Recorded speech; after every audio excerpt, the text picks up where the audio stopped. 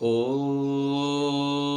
भूर्भुवः स्वः तत्सवितुर्वरेण्यं भर्गो देवस्य धीमहि धियो यो नः प्रचोदयात्। ॐ सहनाववतु सहनौ भुनक्तु सह वीर्यं करवावहै तेजस्विनावधीतमस्तु मा विद्विषावहै। ॐ शान्तिः शान्तिः शान्तिः। सभी को सादर नमस्ते। ईश्वर की महती अनुकंपा से हम इस समय ब्रह्म विज्ञान पुस्तक का स्वाध्याय करते हैं। ब्रह्म विज्ञान के अंतर्गत कल हम जप की विधि 3 प्रकार से जप कैसे करते हैं उसके ऊपर चर्चा किए थे। आज हम देखेंगे उपासना का अंग ध्यान। परिभाषा योग दर्शन में दिया है, तत्र प्रत्येकतानता ध्यानम, अर्थात धारणा करने वाले स्थान पर मन को स्थिर करके ईश्वर की खोज संबंधी ज्ञान का लगातार बने रहना ध्यान है। तो ध्यान किसे कहते हैं? धारणा के स्थान पर मन को स्थिर करने के बाद जब ईश्वर विषयक एक ज्ञान को, ईश्वर संबंधी एक ज्ञान को निरंतर बनाए रखना, उसको ध्यान कहते हैं। ध्यान के समय ज्ञान चलना चाहिए। ज्ञान का रुक जाना, केवल शांत होकर बैठ जाना, वह वास्तविक ध्यान की स्वरूप नहीं है। ध्यान के स्वरूप वह है कि ईश्वर विषयक ज्ञान निरंतर चलाए रखना और सांसारिक व्यक्तियों को हटा देना। मुंडक उपनिषद में ध्यान की विधि लिखा है, प्रणवो धनुः सरोहि आत्मा ब्रह्म तल लक्ष्यम उच्यते अप्रमत्तेन वेद्धव्यम सर्वतन्मयो भवेत्। अर्थ है, प्रणवः अर्थात ब्रह्म का वाचक ओम है। प्रणव ओम धनुष है, प्रणव धनु है, और सरो ही आत्मा, आत्मा बाण है, और ब्रह्म जो परमात्मा है, ईश्वर है, वह जीवात्मा का लक्ष्य कहा जाता है। उस लक्ष्य रूपी ब्रह्म को प्रमाद रहित सावधान होकर बिंधना चाहिए। बाण की तरह उस लक्ष्य में घुस जाए, लीन हो जावे। जैसे कल हम विचार कर रहे थे कि ईश्वर में हमारा अत्यंत तीव्र रुचि होनी चाहिए, ईश्वर के प्रति तड़प होना चाहिए कि दिन भर ईश्वर से जुड़े हुए कार्य करना, ईश्वर को पकड़े रखना, ईश्वर की आज्ञा के अनुसार ही चलना, तब जाके हम ईश्वर की कृपा पात्र बन सकते हैं और परमात्मा हमको दर्शन देंगे। तो यही बात आज उसी को कह रहे हैं कि परमात्मा को प्राप्त करना है तो प्रमाद रहित होना होता है। प्रमाद, आलस्य आदि को छोड़ना है। पुरुषार्थी व्यक्ति ही ईश्वर को प्राप्त कर सकता है, बलवान व्यक्ति ही ईश्वर को प्राप्त कर सकता है। और जो ईश्वर को प्राप्ति के साधन हैं उसको निरंतर, जैसे कहा गया ना कि महाव्रत, यम नियम का पालन महाव्रत के रूप में करना होता है। कभी भी देश काल स्थिति आदि में छोड़ना नहीं है। तो ऐसे करने पर जो लक्ष्य साध्य ईश्वर है वह प्राप्त होता है। आगे है प्रश्न, क्या निराकार का भी ध्यान हो सकता है? उत्तर है हाँ, निराकार का भी ध्यान होता है। यदि निराकार वस्तु को आकार, रंग, रूप, सीमा वाली मानकर ध्यान करेंगे तो उस वस्तु का ध्यान नहीं होगा, बल्कि अध्यान होगा, ध्यान से विपरीत होगा, ध्यान तो होगा नहीं। पदार्थ का जो गुण है उसे लेकर ही ध्यान हो सकता है। पदार्थ का जैसा स्वरूप है, जैसा ईश्वर का गुण कर्म स्वभाव नहीं है, वैसा ध्यान करने से कभी भी उसका ध्यान नहीं हो सकता है। और गलत रूप में वस्तु का ध्यान करने से ही आज दुख की वृद्धि हो रही है और परम सुख अप्राप्य है। तो आज संसार में हम देखते हैं दुख का कारण क्या है? ईश्वर के स्वरूप को ठीक रूप में ना जानना, ना मानना, और उनके स्वरूप को ना जानने से उनकी आज्ञाओं को भी ठीक से जान नहीं पाते हैं। और मान लीजिए कोई जान भी लिया, फिर उसके अनुसार चलता भी नहीं है, तब भी दुख मिलता है, परेशान रहता है, उदास रहता है, निराश रहता है, दुखी रहता है, रोगी रहता है। इसका कारण ईश्वर के स्वरूप को ठीक नहीं जानना, उनका ठीक रूप से ध्यान ना करना। उदाहरण के रूप में किसी व्यक्ति का पर्स बटुआ जिसका रंग नीला था, वह 6x4 इंच लंबा, चौड़ा और 10,000 रुपये से भरा हुआ अंधेरी गली में खो गया। अब उस बटुए को हम अंधेरी गली में खोजते हैं, वह जब तक नहीं मिलता तब तक खोज चलते ही रहती है। यही ध्यान कहलाता है। और मिलने पर ध्यान समाप्त हो गया। तो जिस प्रकार से उसका स्वरूप था वैसे मानकर जब हम उसको ढूंढेंगे तो मिलेगा, और जब मिल जाता है तो ध्यान समाप्त हो जाता है। तो ऐसे ही ईश्वर के विषय में भी जानना चाहिए। ईश्वर का जो स्वरूप है, ईश्वर के गुण कर्म स्वभाव है, उसको ठीक ठीक जानना। और ईश्वर को जब हम जान लेते हैं फिर ध्यान समाप्त हो जाता है, समाधि लग जाती है, फिर परमात्मा के आनंद में मग्न हो जाते हैं। ध्यानम निर्विषयम मनः, ये सांख्य दर्शन में आता है। इस सूत्र की व्याख्या जिसमें कुछ भी पता ना लगे, इस प्रकार के कुछ विद्वानों ने योग के क्षेत्र में यह महाभ्रम फैलाया हुआ है। कुछ भी पता ना लगे का यथार्थ अर्थ है बाहर के वातावरण से हट जाना। जो दुख का कारण है वह हट जाए, परंतु शांत होते हुए भी बुद्धि पूर्वक ईश्वर तत्व से संबंध जुड़े बिना विशेष सफलता नहीं मिलती। और कई कहते हैं कि अपने शरीर में दुख ढूंढने लगो, उससे बाहर से राहत तो होगी, परंतु यह अशुद्ध है।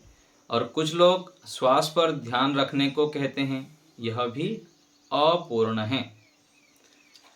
तो ये जो सब उपाय है कि निर्विषय मन अर्थात विषयों से रहित कर दीजिए, पूरा शांत बैठ जाइए, तो इसका वास्तविक अर्थ यह है कि बाह्य जो लौकिक वृत्तियों को, विचार को हटा देना, रोक देना, ये इसका वास्तविक अर्थ है। और दूसरा जो बहुत सारे उपाय बताते हैं कि श्वास के ऊपर मन को टिकाइए, श्वास को देखिए, और भी जितने उपाय बताते हैं, ये क्या है, केवल थोड़ी देर के लिए मन को विषयांतर करने के लिए साधन रूप में है। वास्तविक ध्यान या नहीं, ये तो पूर्णता नहीं है, अपूर्णता है ध्यान के लिए।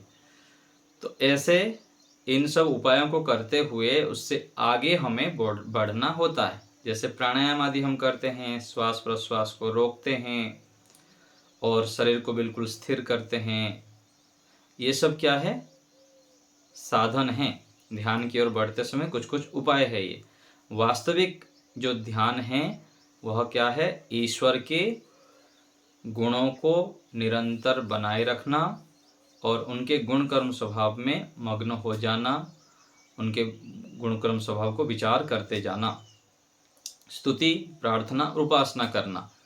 तो ये वास्तविक ध्यान का स्वरूप है। जैसे अनजाना विदेशी लाल किले को देखने आता है। कोई अनजान व्यक्ति है, विदेश से आ रहे हैं और लाल किला को देखने आता है। जैसा वर्णन उसने सुना वैसा ही मन में रखते हुए लाल किला की खोज करेगा। यदि जामा मस्जिद को ध्यान में रख रहा है और ढूंढता है लाल किले को, तो वह कभी भी लाल किले के दर्शन नहीं कर सकेगा। एक वस्तु को इस जन्म में देखा नहीं, परंतु शब्द प्रमाण से या अनुमान प्रमाण से गुण कर्म स्वभाव दिमाग में रखकर ढूंढता है तो मिलती है, और उस वस्तु को जिसे वह ढूंढता है उसका शाब्दिक ज्ञान या आनुमानिक ज्ञान होना चाहिए। और ध्यान करते समय ईश्वर नामक वस्तु को ढूंढते हुए साधक ऐसा लालायित रहे कि विह्वल हो जाए, जैसे छोटा बालक माँ के लिए रहता है। तो कोई भी वस्तु जो अनजान है उसको हमें शब्द प्रमाण और अनुमान प्रमाण के रूप से अच्छे प्रकार से जान लेना चाहिए। जान लेने के बाद फिर जब ढूंढते हैं फिर वो वस्तु को प्राप्त करने में हम सफल होते हैं। तो ईश्वर को ढूंढना है, ध्यान करना है, तो ध्यान की विधि और ईश्वर के स्वरूप आदि को हम यदि नहीं जानेंगे तो विशेष सफलता नहीं मिलती। ईश्वर को जानने के लिए हमें ईश्वर विषयक ज्ञान अच्छे प्रकार होना चाहिए। ध्यान में अन्य सब कार्य विचार रोक देना, केवल ईश्वर तत्व का ही विचार करना, अच्छे बुरे सभी विचार त्याग देना। अच्छे बुरे अर्थात बाह्य कोई अच्छे विचार भी हो, बुरे विचार को तो रोकना ही है, त्याग करना ही है। मान लीजिए कोई धर्म आचरण करता है, शुभ कार्य किया, परोपकार करता है, दान करता है, यज्ञ करता है, बाह्य अच्छे कार्य कर रहा है, लेकिन उन सब विचारों को भी ध्यान के समय नहीं उठाना है, उसको भी छोड़ देना है, त्याग देना है। विचार प्रारंभ से ही ना उठाए जाएं व्यवहार काल में, जिससे अनबन या मनमुटाव खींचातानी हुई, उसको सजा देने का ख्याल उपासना में बैठते ही यदि नहीं दबाया तो उपासना कर ही नहीं पाएगा। उसे तुरंत रोकना, वरना बाद में काफ़ी देर तक यह विचार ही पीछा नहीं छोड़ता है। तो साधक व्यक्ति को व्यवहार में बहुत सावधान रहना होता है। किसी से मनमुटाव हो जाता है, कोई कुछ हमारे मिथ्या आरोप लगा देता है, हमारा अपमान कर देता है, तो व्यक्ति पूरा खलबला जाता है और उसी चीज़ को दिन भर विचारता ही रहता है। तो यदि व्यक्ति मजबूत नहीं है, सत्वगुण से युक्त नहीं है और परिपक्व नहीं है, तो वह फिर उन विचारों को आवृत्ति करते करते उसमें उलझ जाता है और ध्यान का विषय जो होता है, ध्यान का समय है, वो बीत जाता है, उसमें बहुत समय लग जाता है उसको उन विचारों को हटाने के लिए।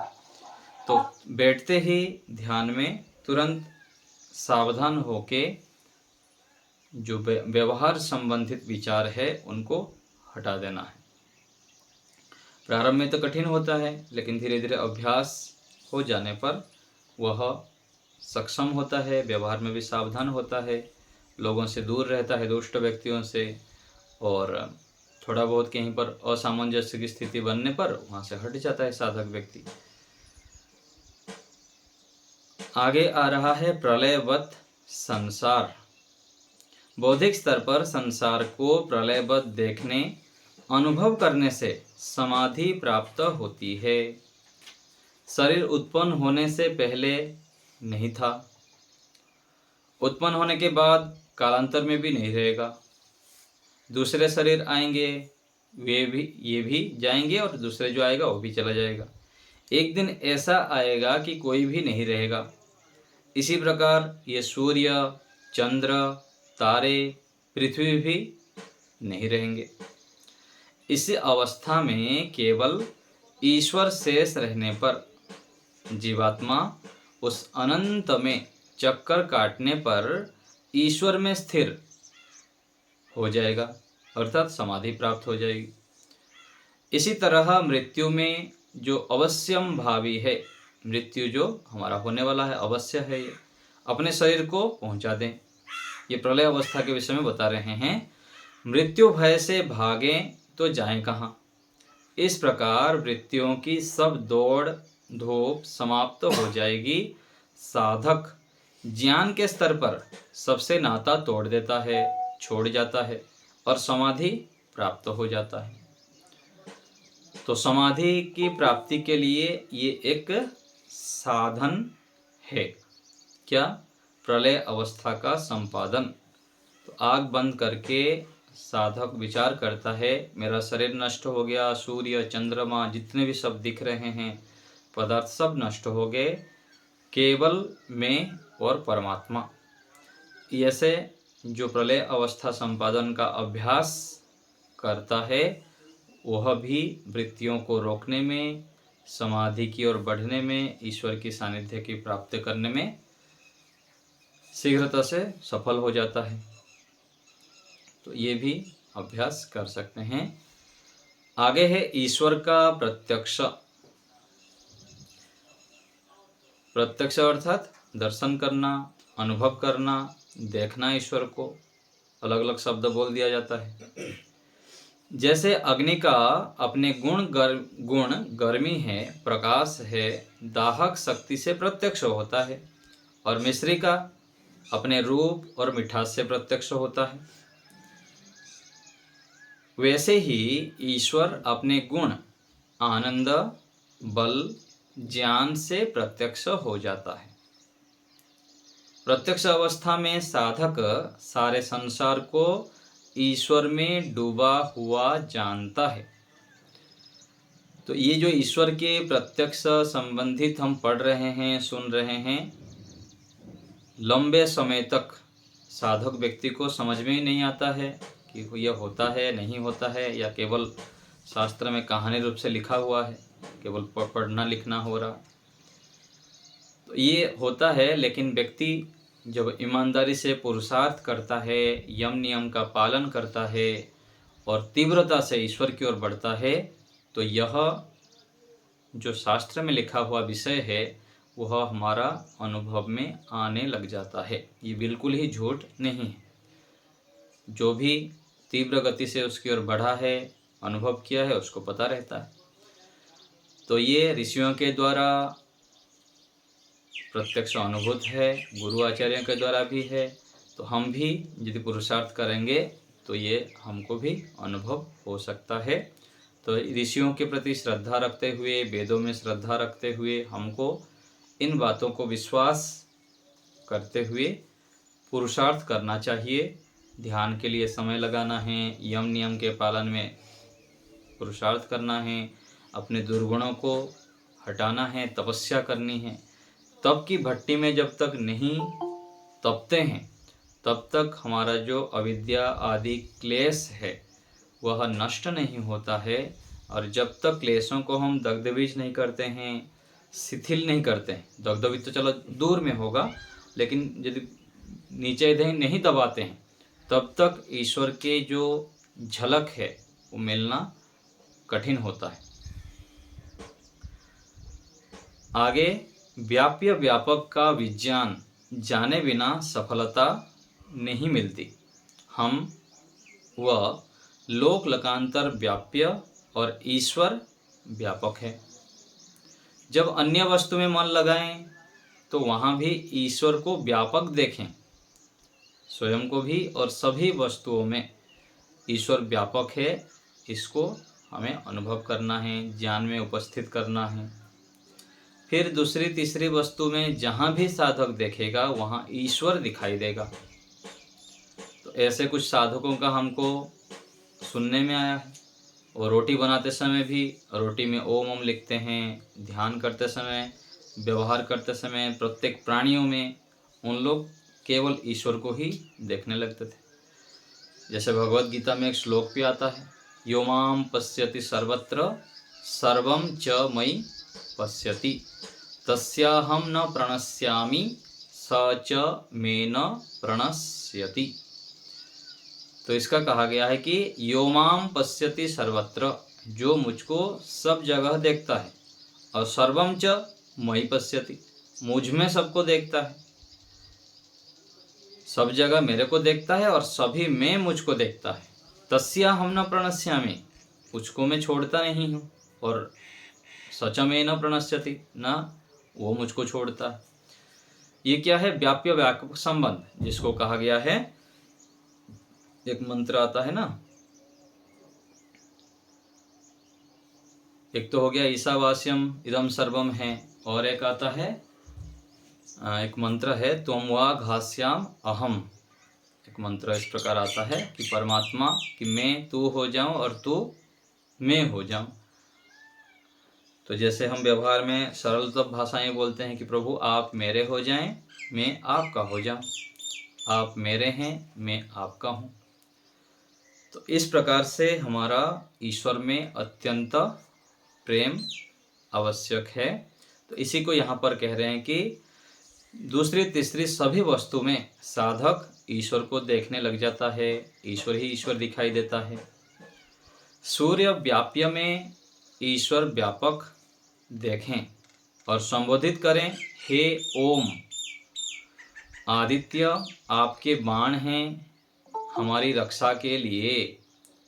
व्यापक के प्रभाव से व्याप्य का प्रभाव समाप्त हो जाएगा। जैसे व्याप्य लोहे का गोला व्यापक अग्नि के प्रभाव से अग्निवत लाल हो जाता है। तो अग्नि में जब लोहा को डाल देते हैं तो लोहा भी अग्निवत हो जाता है, पूरा लाल हो जाता है।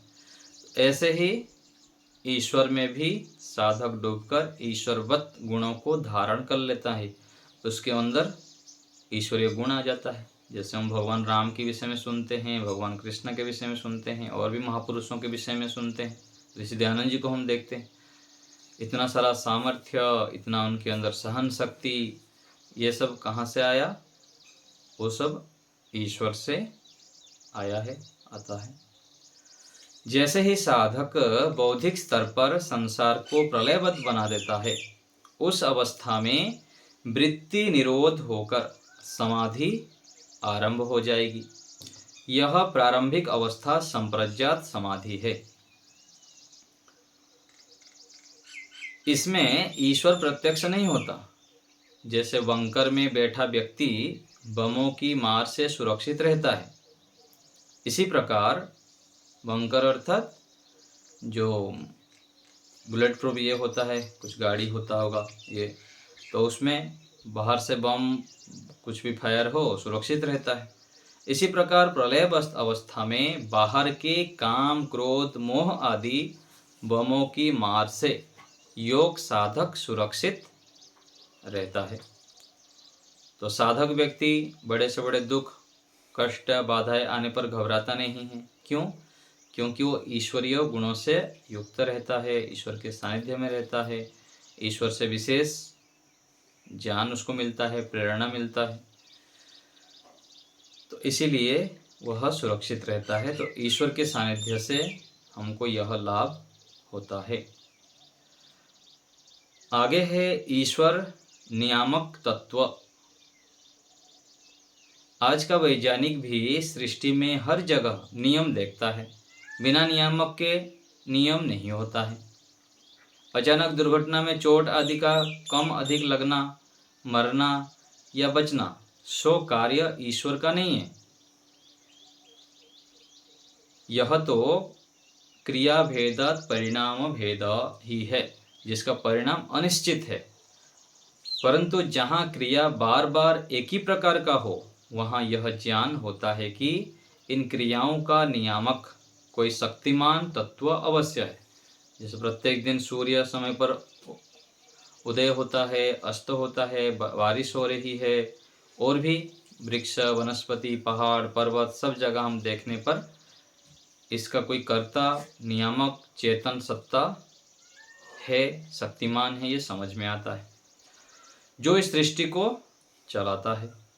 एक ऐसा जड़ तत्व जो बिना चलाए बिना नहीं चल सकता है। गतिशील पत्थर स्वयं विचार कर नहीं चल सकता है, और परंतु चेतन जीव स्वयं विचार कर सकता है। इन गतिमान सूर्य, पृथ्वी, तारों आदि को चलाने वाला सर्वव्यापक, सर्वशक्तिमान तत्व ईश्वर है, क्योंकि अप्राप्य देश में कर्ता के बिना क्रिया नहीं होती है। तो यहाँ हम देखते हैं कहीं पर पहाड़ के ऊपर एक घर बना है तो हम सोच लेते हैं कोई ना कोई बनाया है। समुद्र के बीच में टापू में बना देते हैं तो हम भी सोचते हैं कोई बनाता है। तो ऐसे ही जो सूर्य, चंद्र, नक्षत्र आदि पूरा विशाल जगत है, उसको भी बनाने वाला कोई है, ये बुद्धिमत्तापूर्वक विचार करने पर पता लगता है। तो ऐसे हमें ईश्वर के विषय में निश्चय करना चाहिए और उनकी ध्यान करनी चाहिए, उनकी ओर बढ़ने के लिए पुरुषार्थ, अत्यंत पुरुषार्थ करना चाहिए। तो अभी किसी को कुछ पूछना है तो बताइए।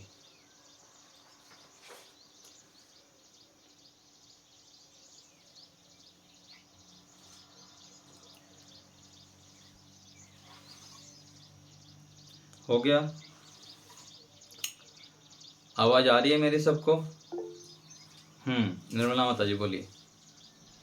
नमस्ते आचार्य। नमस्ते। जैसे ध्यान जब ध्यान करते हैं तो हम्म सब कार्य विचार किस प्रकार दिखेंगे? वो कई बार जो है कोई बात पहले हो तो वो ध्यान के समय जरूर आएगी, उसको कैसे रोका जाएगा? जैसे युद्ध करने जो जाते हैं ना, युद्ध करते समय मान लीजिए आक्रमण हो जाएगा, तो पहले से तैयारी करते हैं ना कि इस प्रकार, हाँ ऐसे आक्रमण करेंगे तो ये बंदूक का प्रयोग करेंगे, इस प्रकार से करेंगे तो ऐसे अटैक करेंगे।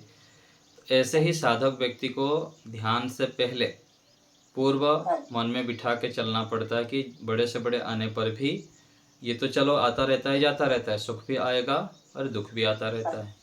तो इन विचारों को मुझको उस समय उपस्थित नहीं करना है। ध्यान के समय, उस समय तो केवल ईश्वर को ही स्मरण करना है, ईश्वर विषयक ज्ञान को ही रखना है। ऐसे पूर्व प्रस्तुति करना पड़ेगा। और दूसरी बात है कि जो विचार होते हैं ना, रजोगुण तमोगुण के कारण अधिक तीव्रता से बाधित करते हैं। कोई भी विचार होते हैं तो जब सत्वगुण से व्यक्ति युक्त रहता है तो उन विचारों को नियंत्रण करने में, रोकने में और ईश्वर विषयक ज्ञान को चलाने में समर्थ होता है। तो सत्वगुण युक्त कार्य को करना पड़ेगा। उचित खाना, उचित विश्राम और निरंतर ज्ञान से युक्त रहना, सत्संग करना, स्वाध्याय करना, यज्ञ करना, जप करना और दिन भर जो भी हम कार्य करते हैं वह धर्म आचरण पूर्वक करना। तब क्या है, उसमें इन सब कार्यों में सत्वगुण का प्रभाव अधिक रहता है और रजोगुण तमोगुण दबे रहते हैं। और सत्वगुण जितना अधिक रहेगा उतना हम अपने मन इंद्रियों को बस में कर पाते हैं, अपने हिसाब से चला पाते हैं। तो इस प्रकार से ध्यान के समय हम जो व्यवहार संबंधित उथल पुथल है उसको रोक सकते हैं। ठीक है, कोशिश करेंगे। विचार पीछा नहीं छोड़ते कई बार। हाँ जी, सोमा जी बोलिए। धन्यवाद जी, धन्यवाद। सोमा राम जी बोलिए। हाथ उठाए हैं, कुछ बोल रहे हैं? माइक ऑन करिए। सोते हुए कोई ध्यान हो सकता है? सोते हुए ध्यान नहीं हो सकता है, वो तो केवल ध्यान, नींद ही हो जाएगा, ध्यान नहीं होगा। ध्यान देखिए उस प्रकार से वो ध्यान तो नहीं कहा जाएगा, लेकिन सत्वगुण से युक्त रह सकते हैं, ईश्वर विषयक चिंतन हो सकता है और गाढ़ निद्रा हो सकता है, ये हो सकता है, लेकिन ध्यान नहीं कहा जाएगा उसको। ठीक है, सोते हुए तो एक काम सोना ही होता है, सोते सोते जो ध्यान करना होता है वो ध्यान नहीं है, वास्तविक ध्यान नहीं है। आचार्य जी, हाँ माता जी। आचार्य जी, एक ना व्याप्य व्यापक संबंध समझ नहीं आता केवल। व्याप्य व्यापक, हाँ, दूसरी बात ये है कि जब आप ये लिंक डालते तो उसमें से डेट भी डाल दिया कर। डेट डालना जरूरी नहीं है, उसी लिंक में समय पर आप जुड़ जाया करिए। कोई बोलता है डेट नहीं डालो, कोई बोलता है डालो, किसकी बात मानूं मैं? नहीं, ऐसा ना कहीं तो पता नहीं लगता कि नया लिंक है। ना, लिंक वही रहता है सबके लिए। मैं बोल दे रहा हूँ, मैं तो ऐसे ही भेजता हूँ। साल एक, भी वही होता है। हाँ 2 साल से वही लिंक चल रहा है मेरा। उसमें होता कि ये आज का डला हुआ, उसमें ऊपर देखा करो, उसमें होता कि आज का डला। हाँ कोई समस्या नहीं है, उस समय जुड़ जाया करिए लिंक पर समय पर। ठीक है, तो हाँ व्याप्य मतलब ये जो कमरा है ना, जिस कमरे में हम बैठे हुए हैं, कमरे के अंदर हम हैं व्याप्य, और कमरे के अंदर जितने वायु है पूरा भरा हुआ है ना, हम उस ये क्या है, व्यापक है। जैसे रुई है, और रुई, हम व्यापते हैं और वो हाँ व्यापक है हवा। हाँ, वायु जो है ना, वायु हमारे अंदर भी है और बाहर भी है। तो ये व्यापक है, हमारे अंदर बाहर जो चीज़ पूरा विद्यमान है उसको व्यापक कहेंगे।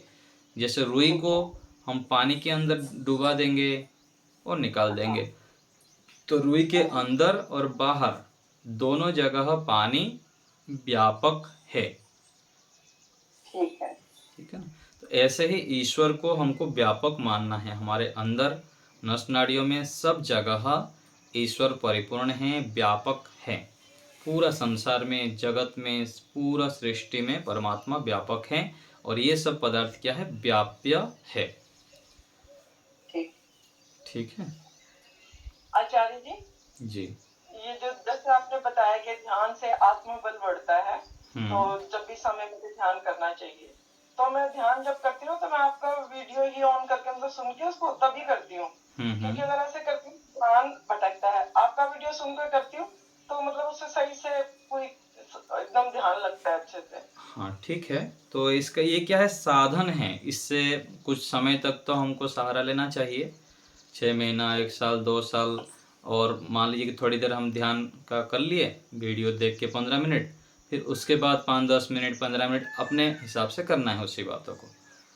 तो ऐसे साधन के रूप में करना ठीक है, लेकिन फिर आगे चलकर इनको तो छोड़ना ही पड़ेगा। ठीक है बात मतलब। तो मन में वही ध्यान रखनी पड़ेगी ना जो शब्द आपने बोले। हाँ जी, हाँ जी, वो बात ध्यान रखिए, ईश्वर विषयक ध्यान ज्ञान को रखते हुए आगे करना है। जैसे हम यहाँ पर ध्यान का अभ्यास भी कराते हैं, तो थोड़ी देर ज्ञान बोल देते हैं कुछ, फिर आपको बोलते हैं आप उस विषय में चिंतन करिए। तो ऐसे करके अभ्यास करते जाएंगे तो फिर धीरे धीरे आप समर्थ हो जाएंगे स्वयं करने में भी। अच्छा अच्छा, धन्यवाद आचार्य जी। और कोई बात?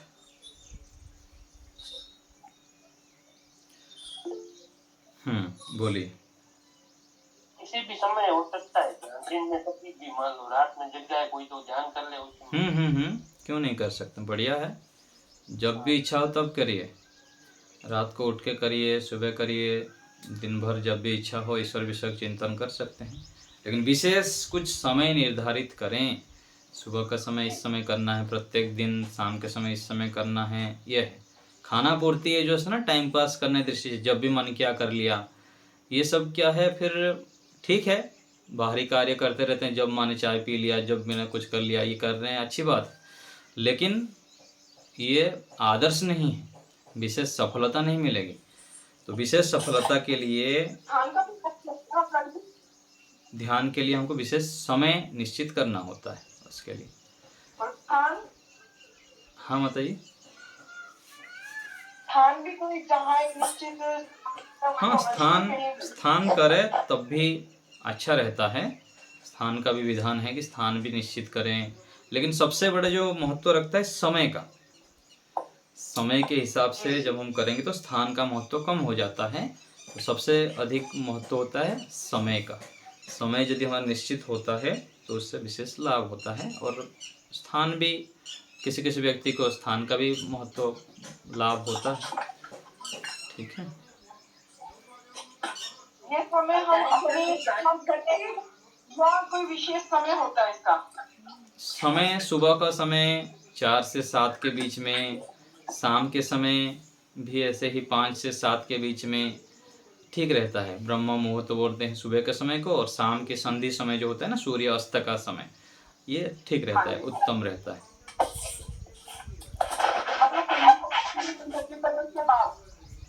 हाँ माता जी। जिस समय यज्ञ करें उसके बाद ही कर लेंगे तो? हाँ बढ़िया है ना, यज्ञ के बाद वातावरण बहुत शुद्ध रहता है, सात्विक रहता है, तो उस समय करेंगे तो बढ़िया है। और ऐसे भी यदि यज्ञ नहीं करता है कोई, तो दीपक लगा दीजिए ध्यान करने से आधा घंटा पहले, तो उस वातावरण शुद्ध हो जाता है। और फिर ध्यान करिए, स्नान आदि करके ध्यान करें, और उससे पहले थोड़ा स्नान करते समय उपासना से बैठने आधा घंटा पहले मन में ईश्वर विषयक चिंतन करें, तो विशेष लाभ होगा। ठीक है ना। तो ऐसे करके हमको करना चाहिए। ठीक है, और कोई बात?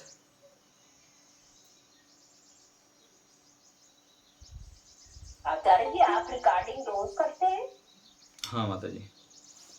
जी धन्यवाद। ठीक है, यहीं रखते हैं आज इसको, फिर हम